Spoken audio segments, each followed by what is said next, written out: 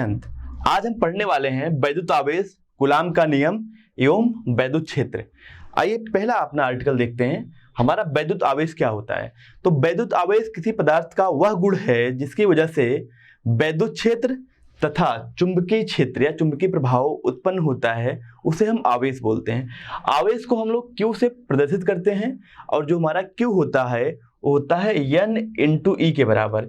यहाँ पे N क्या है, हमारा इलेक्ट्रॉन की संख्या है, और E क्या है, हमारा इलेक्ट्रॉन पर आवेश।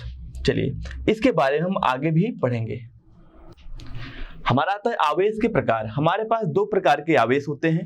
पहला हमारा धनावेश होता है, दूसरा हमारा ऋणावेश होता है। अगर मैं धनावेश के बारे में बात करूं तो अगर किसी पदार्थ हमारा उदासीन है तो अगर हम उससे इलेक्ट्रॉन निकालते हैं, यानी अगर किसी पदार्थ पे इलेक्ट्रॉन की कमी होगी तो धनावेश हो जाएगा। और सेकेंड हमारा है ऋणावेश। तो ऋणावेश जब हम किसी पदार्थ यानी उदासीन पदार्थ से इलेक्ट्रॉन ऐड करेंगे, यानी उसमें इलेक्ट्रॉन की अधिकता करेंगे, तो उस पर ऋणावेश आ जाता है। आगे बढ़ते हैं। यहाँ पे बात आती है सजातीय आवेश में प्रतिकर्षण एवं विजातीय आवेश में आकर्षण का प्रयोग। देखिए यहाँ पे हमारे पास कांच और कांच है, दोनों पे क्या है, धनावेश है, तो इसमें क्या होगा, प्रतिकर्षण हो रहा है। सेकंड की बात करें, यहाँ पे हमारे पास एबोनाइट है, दोनों पे ऋणावेश है, तो इसमें क्या हो रहा है, प्रतिकर्षण हो रहा है। पर यहाँ देखने वाली बात है, अगर कांच और एबोनाइट यानी एक पे धनावेश है और एक पे ऋणावेश है, इनके बीच आकर्षण बल लग रहा है। तो यहाँ से हम बोल सकते हैं कि अगर हमारे पास समान प्रकृति के आवेश हैं तो उनके बीच प्रतिकर्षण बल लग रहा है, चाहे वो दोनों धनात्मक हो चाहे दोनों ऋणात्मक हो। अगर विपरीत प्रकार के आवेश हों, एक धनात्मक एक ऋणात्मक, तो इनके बीच क्या लग रहा है, आकर्षण बल।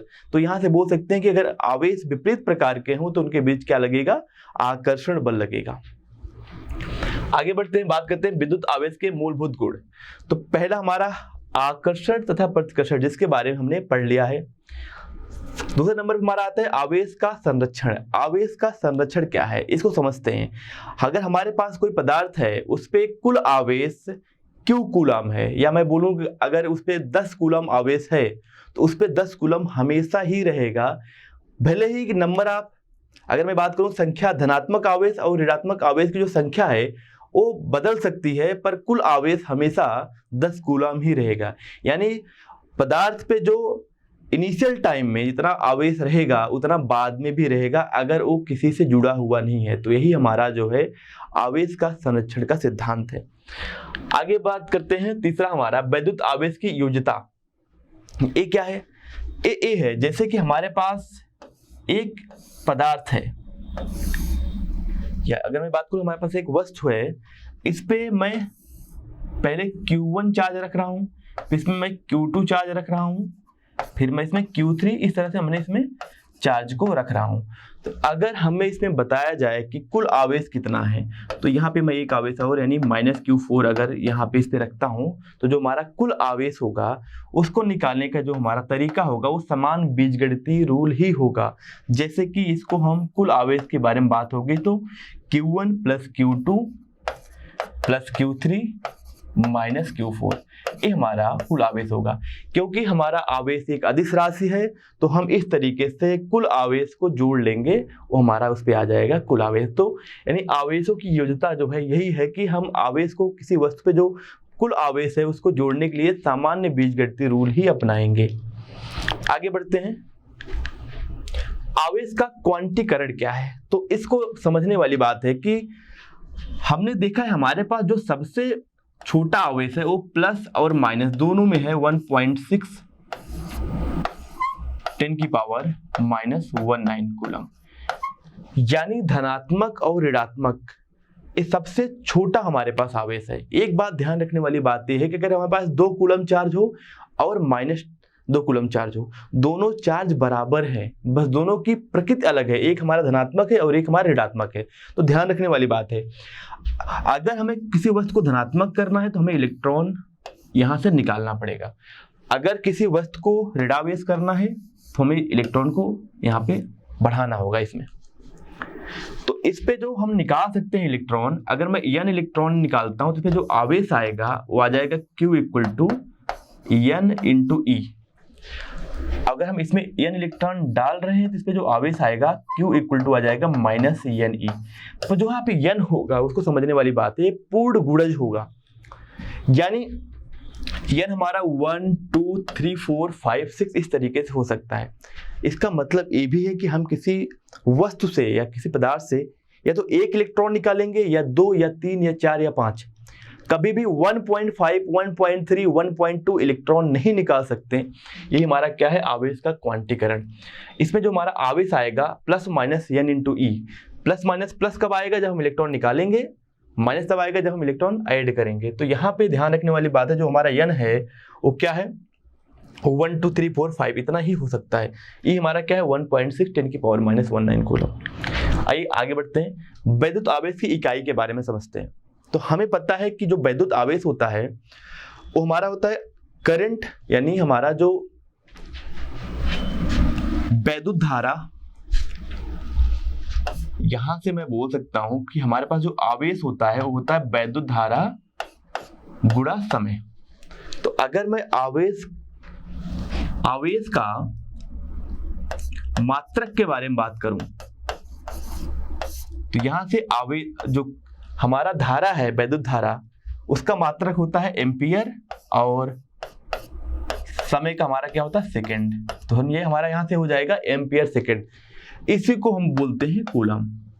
तो ध्यान रखने वाली बात है कि जो हमारा वैद्युत आवेश की इकाई के बारे में बात करें तो जो इसकी एसआई मात्रक है वो हमारा होता है एम्पियर सेकंड, या इसी को बोलते हैं कूलम।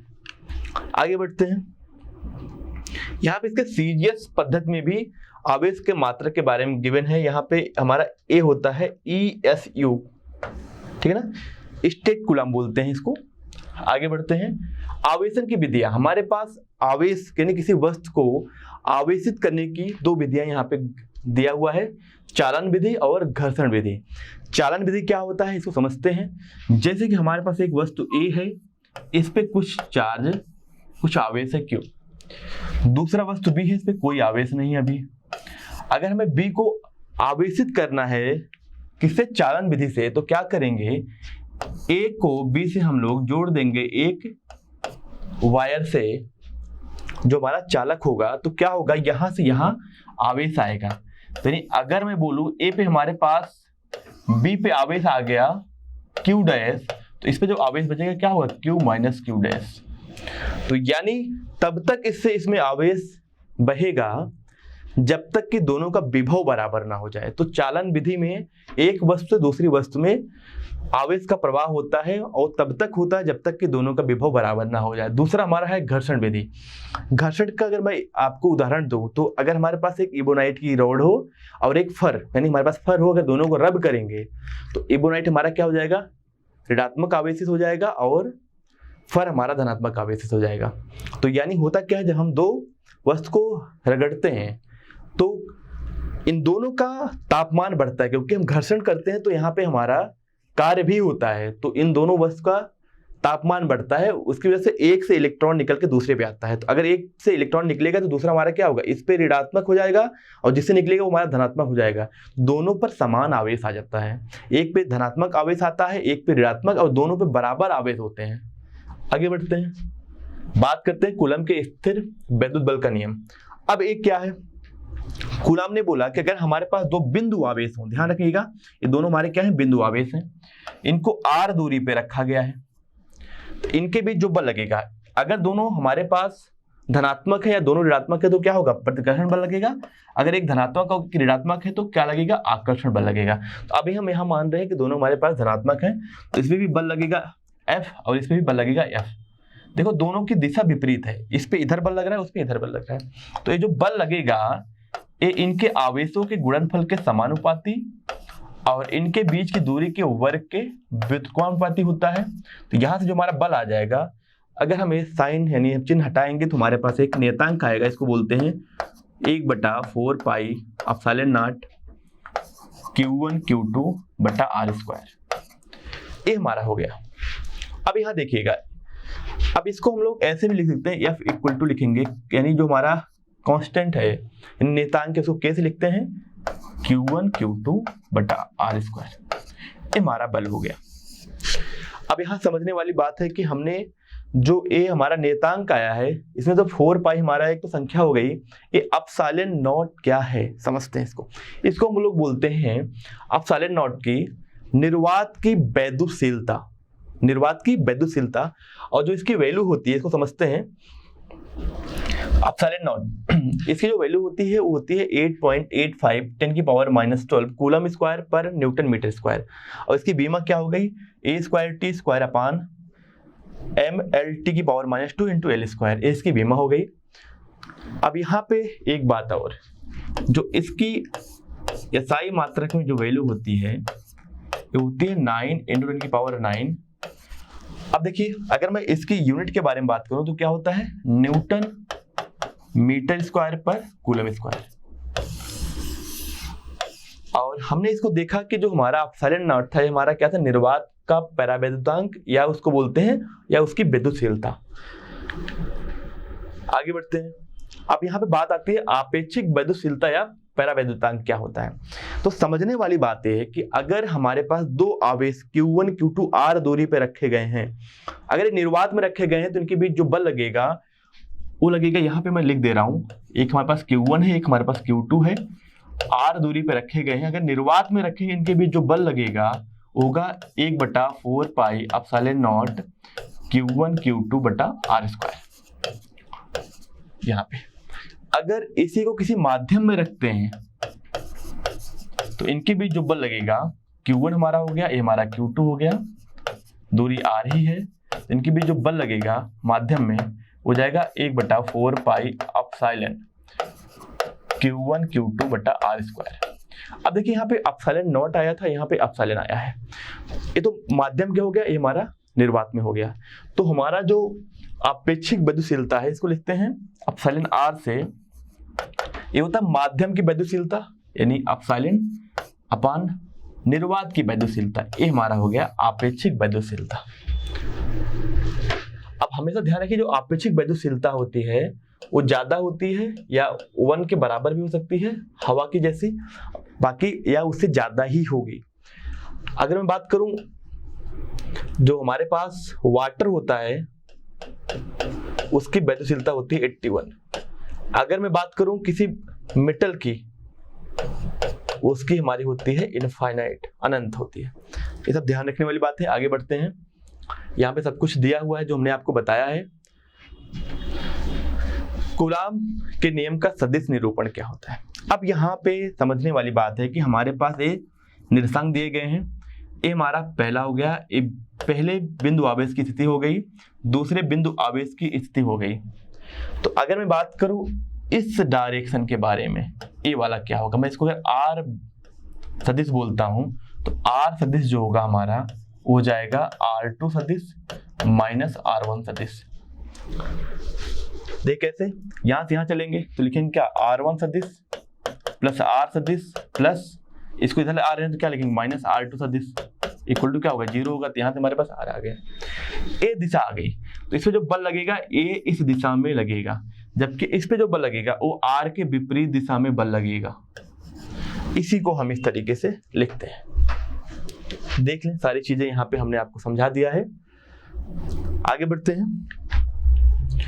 कूलाम नियम से संबंधित महत्वपूर्ण तथ्य समझने वाली बात है कि जो हमारा कूलाम नियम है वो स्थिर एवं बिंदुवत आवेश, हमने पहले बताया था रुके हुए आवेश थे हमारे, और क्या थे बिंदु आवेश थे, जिनका आकार आवेश के मध्य की दूरी की तुलना में नगण्य हो के लिए पूर्णतः लागू होता है, परंतु इसे गोलीय आवेश के लिए भी प्रयुक्त किया जा सकता है। आवेश की गतिशील अवस्था में इसके मध्य विद्युत बल के साथ साथ चुंबकीय बल भी लगता है।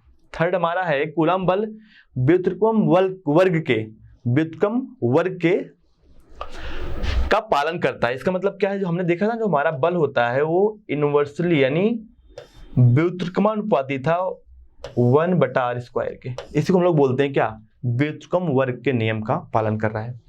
हमारा चौथा है कूलाम बल न्यूटन के गति के तृतीय नियम का भी पालन करता है। तृतीय नियम क्या था, क्रिया प्रतिक्रिया का नियम, यानी एक वस्तु दूसरे वस्तु पर जितना बल लगाती है दूसरी वस्तु भी उतना ही इस पे बल लगाती है। तो हमने देखा है अगर इस पे F बल इधर लग रहा है तो उस दूसरे वाले पे F बल उतना ही इधर लगता है, यानी दोनों वस्तु पे समान बल लगता है पर अब विपरीत दिशा में। यही तो हमारा तृतीय नियम था, और कूलम का नियम भी हमारा न्यूटन के तृतीय नियम का पालन करता है।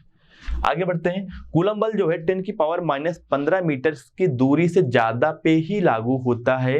अगर उससे कम दूरी है 10⁻⁻15 मीटर तो हमारा कूलम का जो बल है वो अस्तित्व में नगण्य जैसा होता है। आगे बढ़ते हैं।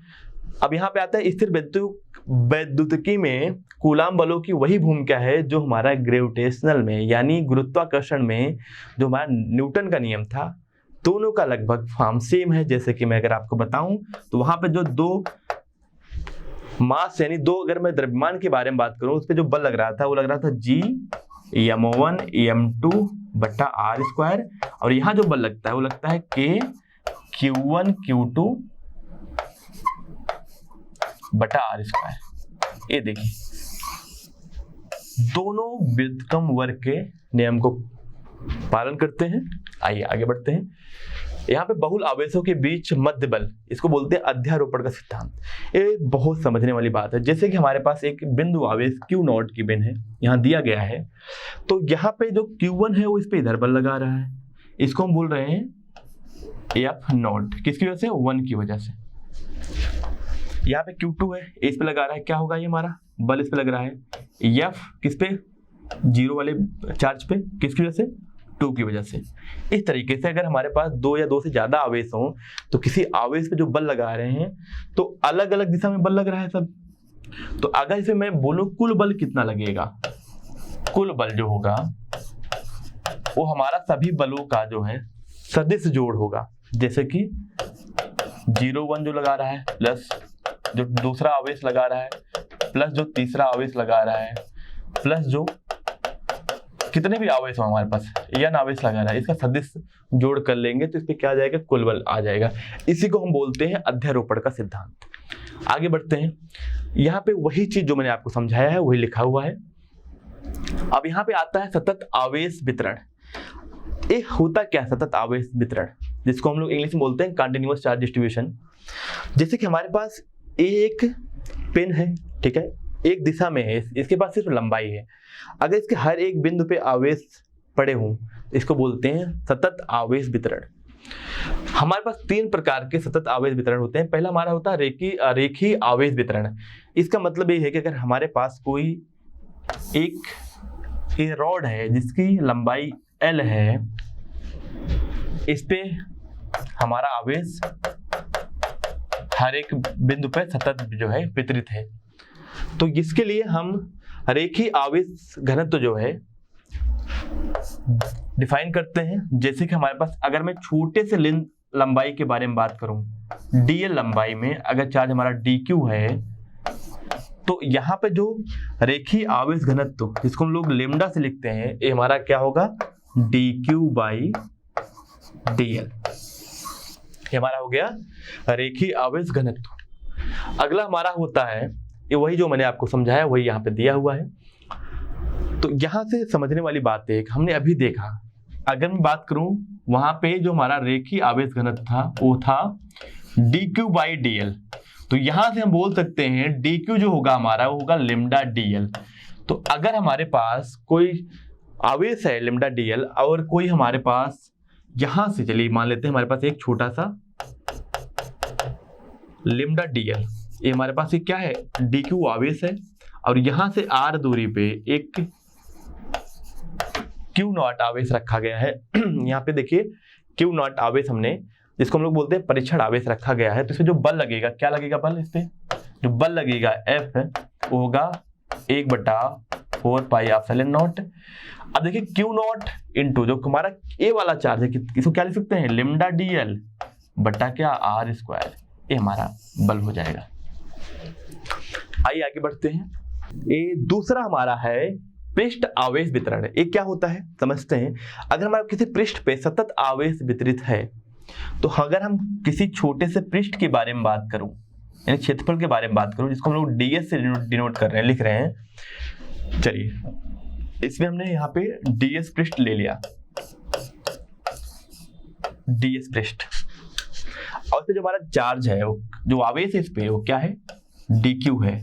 तो जो इस पे हमारे पास यहाँ पे देखिए जिसको हम बोल रहे हैं सिग्मा से प्रदर्शित करते हैं, इसको हम लोग बोलते हैं एकांक प्रति एकांक पृष्ठ पर आवेश को या इसको बोलते हैं पृष्ठ आवेश घनत्व। जो हमारा पृष्ठ आवेश घनत्व यानी इस पे पृष्ठ आवेश घनत्व जिसको हम लोग लिख रहे हैं सिग्मा से, ये हमारा क्या होगा, इस पे आवेश कितना है और इसका पृष्ठ का क्षेत्रफल कितना है, ds। ये हमारा हो गया पृष्ठ आवेश घनत्व। अब यहाँ पे समझने वाली बात यह है कि अगर इस पृष्ठ आवेश घनत्व इतने की वजह से इस पे बल देखा जाए, क्योंकि ये हमारा बहुत छोटा है तो इसको हम लोग बिंदु आवेश की तरह देख सकते हैं। इस पे जो बल लगेगा उसको लिख सकते हैं कि हमारे पास Q नॉट है, जो इसका चार्ज है यानी इसका आवेश जो है उसको हम लिख सकते हैं क्या, सिग्मा ds बटा क्या, इनके बीच की दूरी r स्क्वायर। इस तरीके से हम इसकी वजह से यहाँ पे बल निकाल सकते हैं।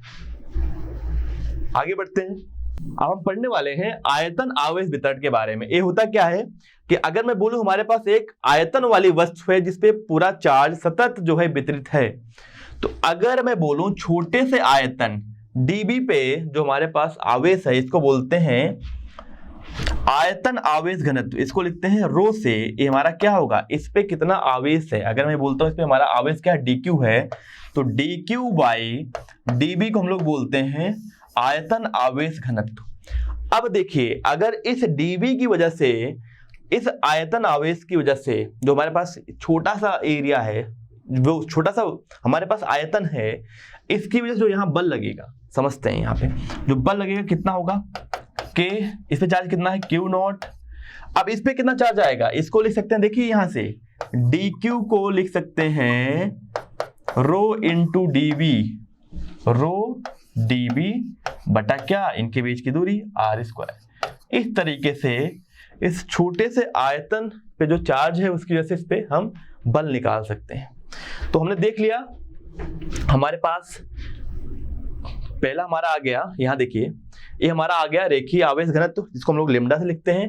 फिर हमारा आ गया उसके बाद ये देखिए पृष्ठ आवेश घनत्व जिसको हम लोग सिग्मा से लिखते हैं। फिर हमारा तीसरा वाला आ गया आयतन आवेश घनत्व। आगे बढ़ते हैं, हमारे पास हमने ये सारी चीजें बता दी हैं पहले ही।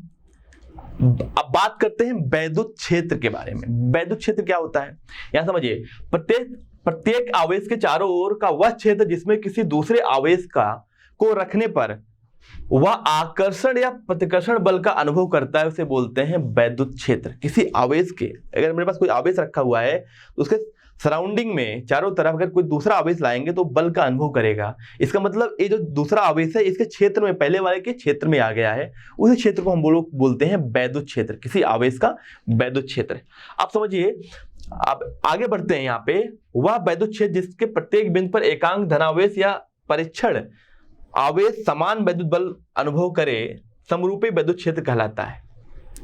आगे बढ़ते हैं, यहां बात करते हैं वह वैद्युत क्षेत्र जिसमें भिन्न भिन्न बिंदुओं पर एकांक धनावेश अलग अलग बल, वैद्युत बल का अनुभव करता है, वो असमरूपी वैद्युत क्षेत्र कहलाता है। इसका मतलब समझते हैं। यहाँ पे अगर मैं बात करूं कि अगर यहाँ पे एक क्षेत्र है,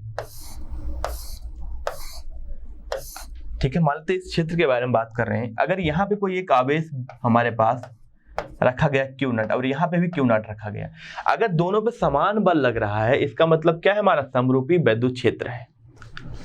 ठीक है, अब यही देखिए असमरूपी वैद्युत क्षेत्र क्या है, इसको समझते हैं।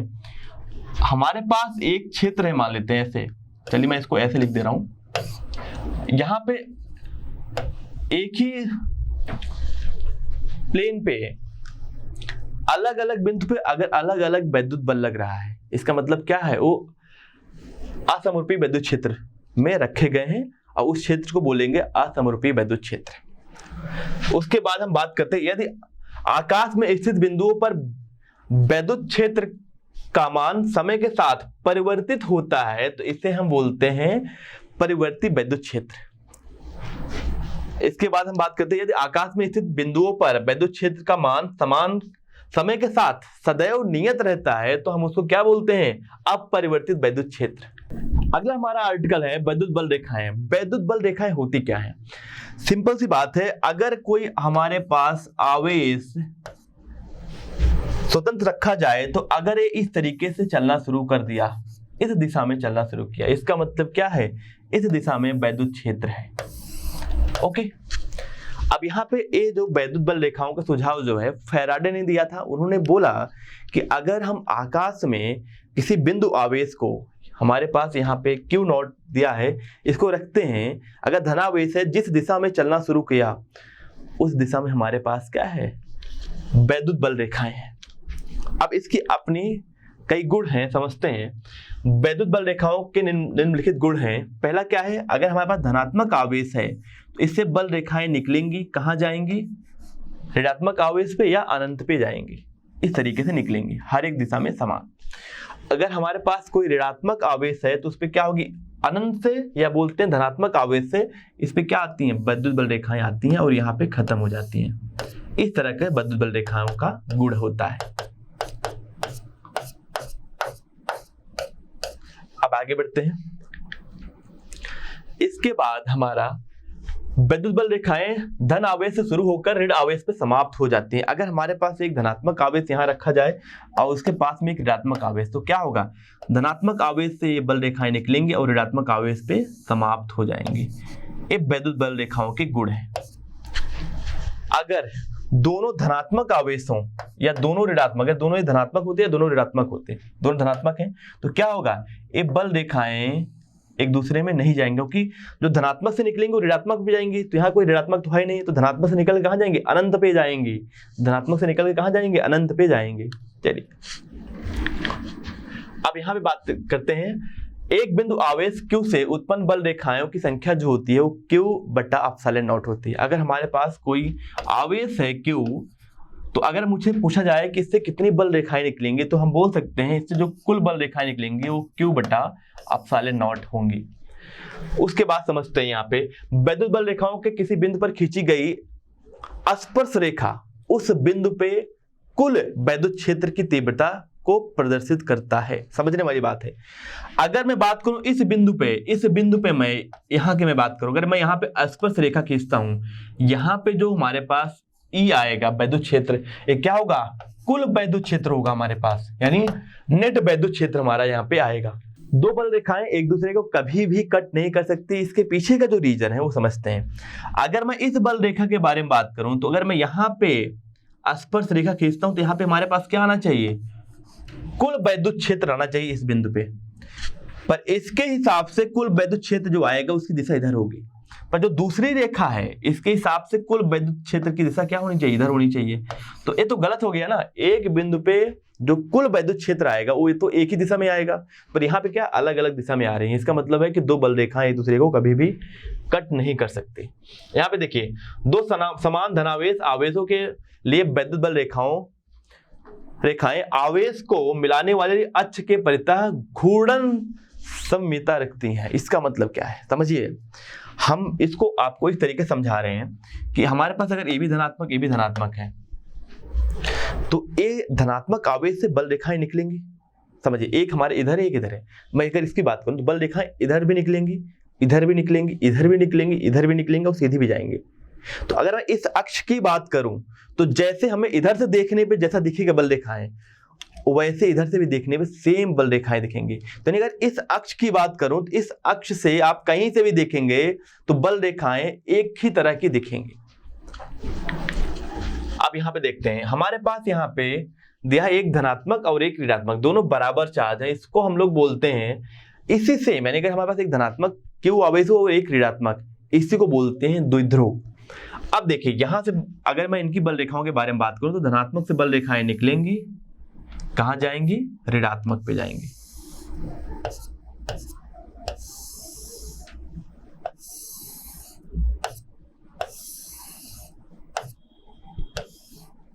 और अनंत से निकल के कहां आएंगे। इसको इस तरीके समझते हैं कि ये जो ए रेखा जो यहां से निकल रही हैं वो इधर से होते हुए इसमें आ रही हैं, जो यहां से निकल रही हैं वो इधर से होते हुए यहां आ रही हैं, जो यहां से निकल रही हैं वो इधर से होकर यहां आती हैं। इस तरीके से हमारी वैद्युत बल रेखाएं द्विध्रुव की वजह से होती हैं। आगे बढ़ते हैं, हमारे पास एक धनावेश और एक ऋणावेश। अभी हमने देखा था कि जो हमारे पास किसी Q आवेश से कितने बल रेखा निकलेंगे, Q/ε0।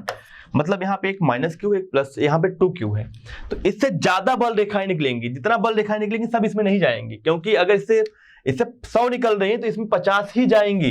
इसका मतलब जो बची हुई रेखाएं वो कहाँ जाएंगी, अनंत पे जाएंगी।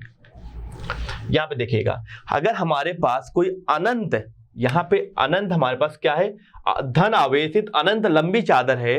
अगर कोई अनंत लंबी चादर है तो जिसकी वजह से जो यहाँ पे वैद्युत क्षेत्र आता है वो क्या होता है, यहाँ पे ध्यान रखिएगा, ये हमारा समय के साथ भी नहीं बदलता है और ये हमारे पास जो हर एक बिंदु पे जो वैद्युत क्षेत्र की तीव्रता है वो क्या होगी, बराबर होगी। जो यहाँ पे होगा वही यहाँ पे होगा। अगर मैं यहाँ बोलूँ ई है वैद्युत क्षेत्र तो यहाँ पे भी ई ही होगा वैद्युत क्षेत्र।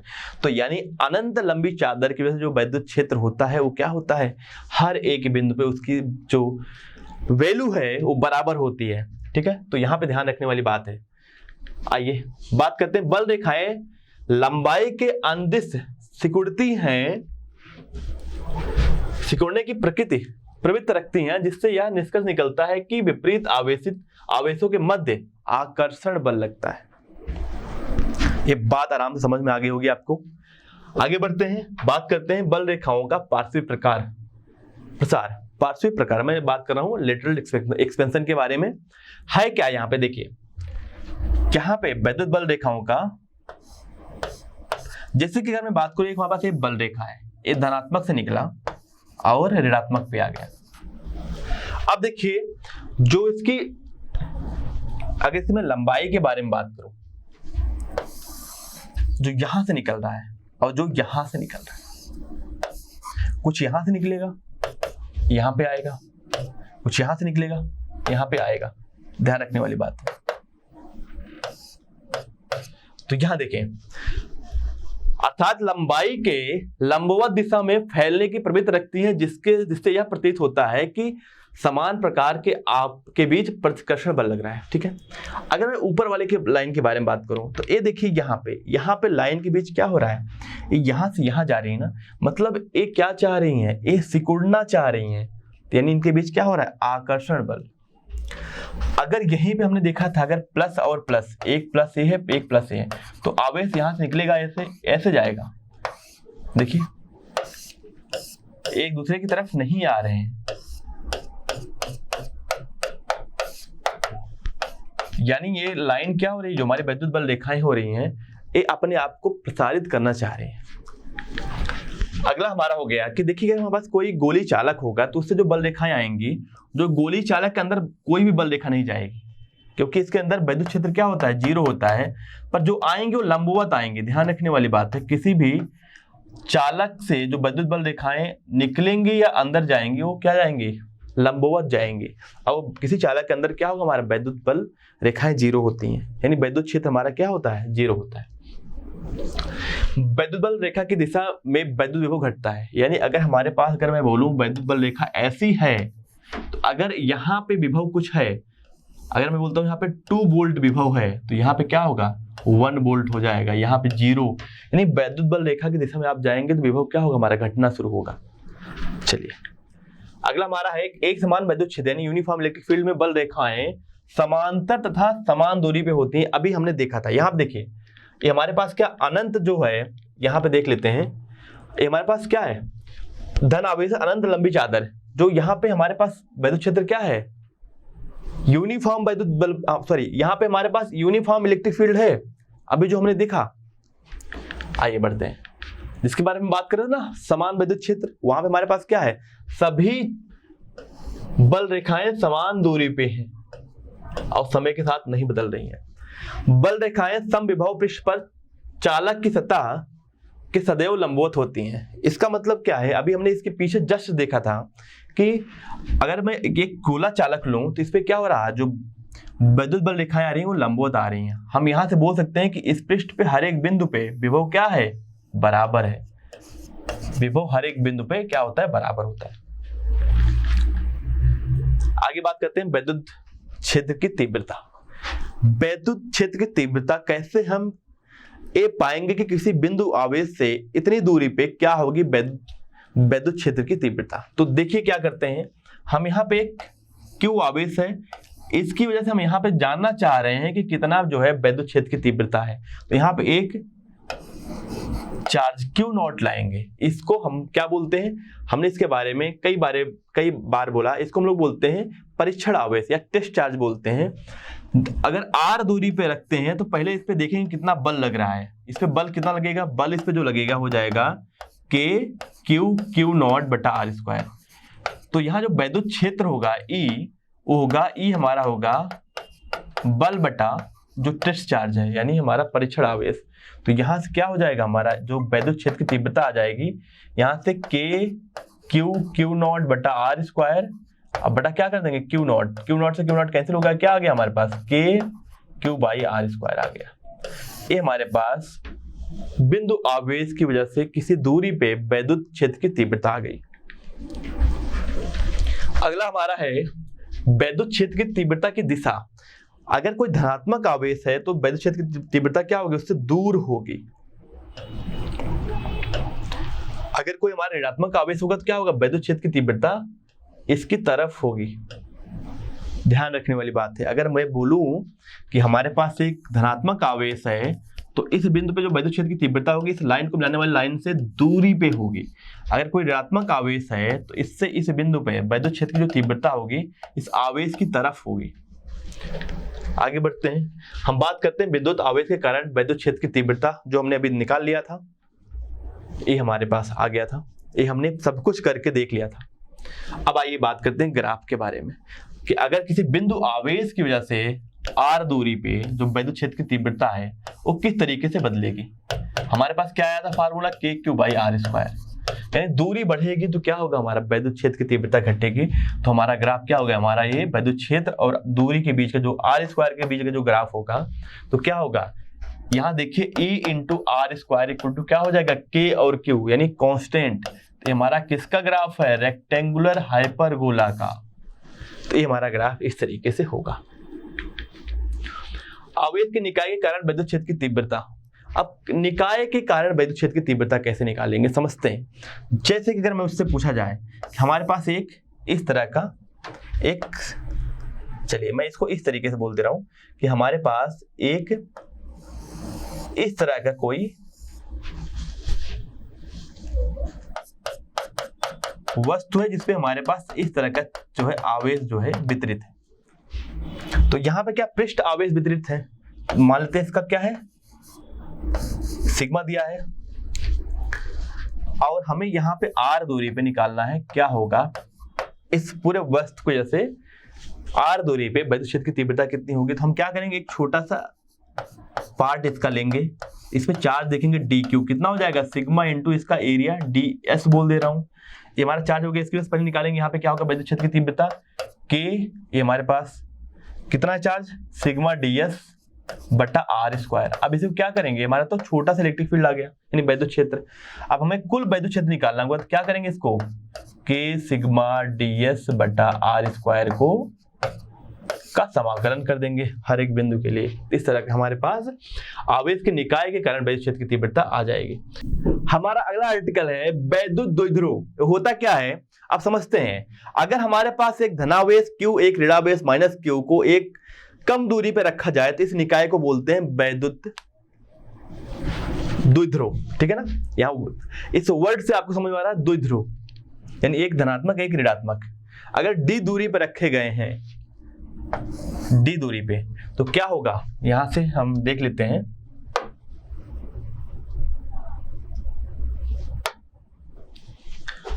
हमारे पास एक प्लस q है एक माइनस q है। अगर d दूरी पे रखे गए हैं इस पूरे निकाय को क्या बोलते हैं, वैद्युत द्विध्रुव।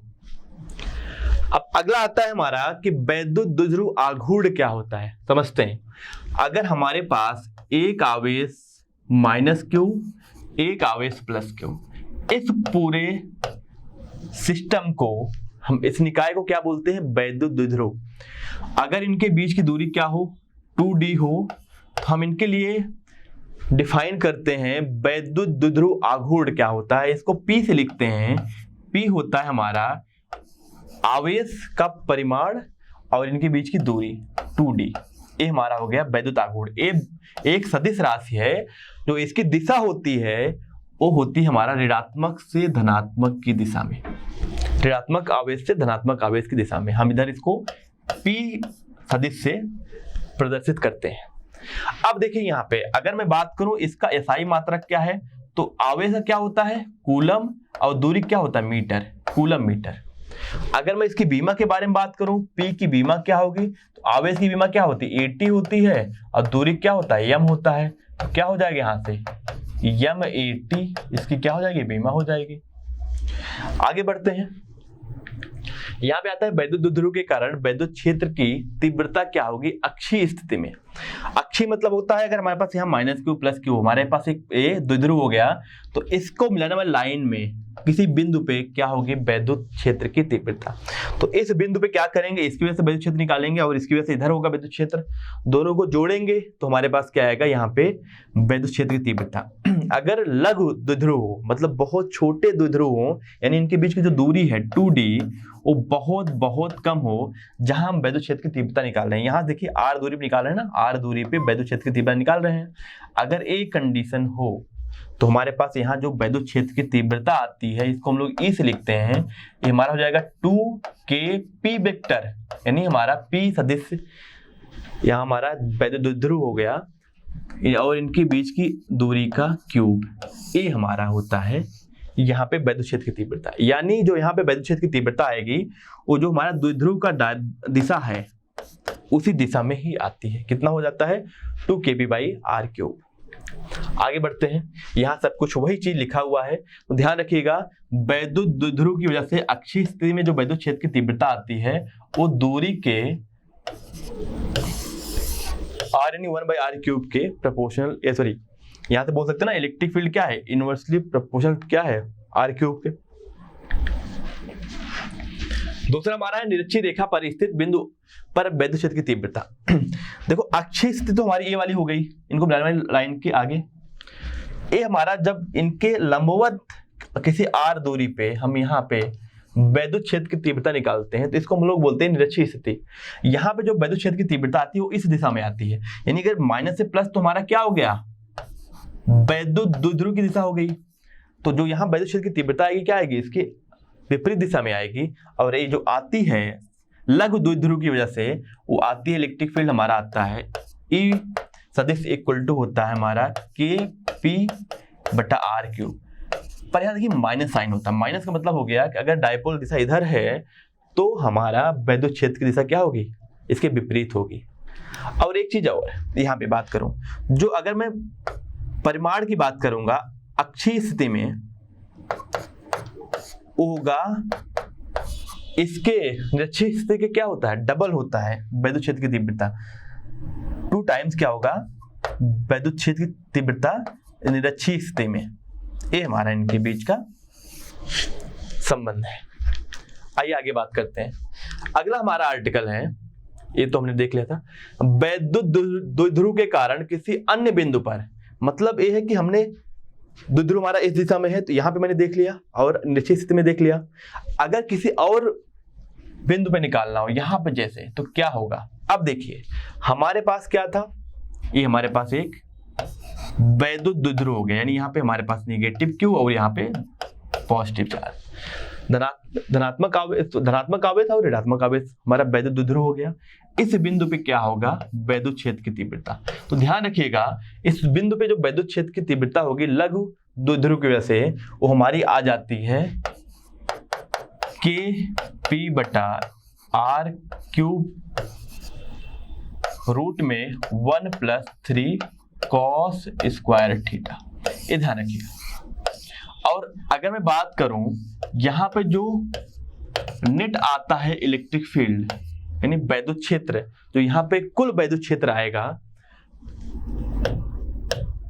ये इस मिलाने वाली रेखा से कितना कोण बनाएगा। अल्फा अगर मैं बात करूं तो यहाँ देखिएगा जो हमारा tan अल्फा होता है वो होता है 1/2 tan थीटा के, ठीक है।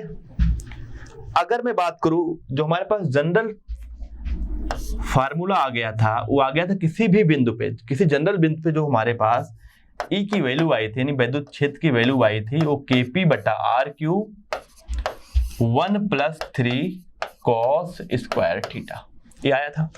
अगर मैं बात करूं अक्षीय स्थिति में, यानी जब हमारा द्विध्रुव इधर ही है यानी निगेटिव क्यू ऋणात्मक आवेश और यहाँ पे धनात्मक आवेश था।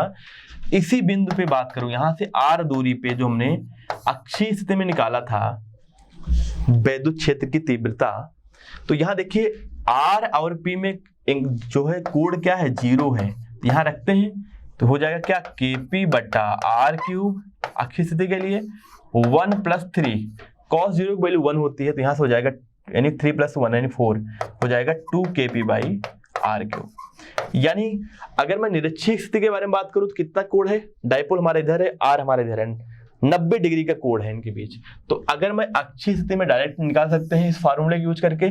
निरक्षीय स्थिति में अगर रखेंगे थीटा की वैल्यू 90 डिग्री, तो यहाँ पे क्या हो जाएगा, cos थीटा 0 हो जाएगा, ये पूरा 0 हो जाएगा, क्या आ जाएगा kp बाई r क्यूब, ये पूरा हमारा आ गया। आगे बढ़ते हैं, अब बात करते हैं एक समान वैद्युत क्षेत्र में द्विध्रुव पर बल तथा बल आघूर्ण। हमें पता है, हमने अभी देखा था E जो होता है हमारा Q बल बटा चार्ज होता है, यानी जो बल होगा वो होगा क्या, चार्ज, और उस बिंदु पे क्या होगी, वैद्युत क्षेत्र की तीव्रता। तो देखिए यहाँ पे वैद्युत क्षेत्र E रखा गया है, तो यहाँ पे एक हमारे पास द्विध्रुव है, धनात्मक और ऋणात्मक। धनात्मक क्या होता है, वैद्युत क्षेत्र की दिशा में बल लगेगा Q × E। ऋणात्मक क्या लगेगा, ऋणात्मक पे वैद्युत क्षेत्र की दिशा के विपरीत दिशा में लगेगा Q × E। तो अगर मैं बात करूं इस पे कितना हमारे पास बल आघूर्ण लगेगा, अगर मैं बात करूं बल आघूर्ण, इसको हम लोग टाउ से लिखते हैं, ये क्या होता है हमारा P × E, या हम लोग इसको ऐसे भी लिखते हैं, टाउ इक्वल टू हमारा होता है बल कितना लग रहा है, QE लग रहा है, और इन दोनों बल के बीच की दिशा दूरी क्या है, 2d sin थीटा है। तो यहाँ से हमारे पास बल क्या आ गया, Q × 2d को हम लोग लिखेंगे क्या, P, और यहाँ पे क्या होगा E sin थीटा। तो यहाँ से क्या आ गया हमारे पास, PE sin थीटा। हमारे पास यहाँ बल आघूर्ण आ गया PE sin थीटा। अब देखिए हमारे पास वही चीज आ गया PE sin थीटा। इसको हम लोग ऐसे भी लिख सकते हैं, अगर मुझे सदिश में लिखना हो तो क्या लिखेंगे, P क्रॉस E वेक्टर। अब यहां देखिएगा, अगर मैं बात करूं हमारा जो द्विध्रुव है वो वैद्युत क्षेत्र की दिशा में ही हो, इस कंडीशन में थीटा क्या होगा हमारा, 0 होगा। तो इस दो द्विध्रुव पे कितना बल आघूर्ण लगेगा, तो क्या होगा बल आघूर्ण, टाउ इक्वल टू हो जाएगा PE sin 0। sin 0 वैल्यू 0 होती है, 0 हो गया। अगर मैं बात करूं, अगर हमारा जो वैद्युत क्षेत्र है वो विपरीत दिशा में हो, यानी हमारे पास वैद्युत क्षेत्र इधर है पर डायपोल यानी जो हमारा द्विध्रुव है उसकी दिशा इधर है, द्विध्रुव आघूर्ण के, तो इस कंडीशन में थीटा हमारा कितना हो रहा है, 180। तो साइन 180 की वैल्यू क्या होती है, 0 होती है। तो यहाँ पे बल आघूर्ण क्या होगा, 0 होगा।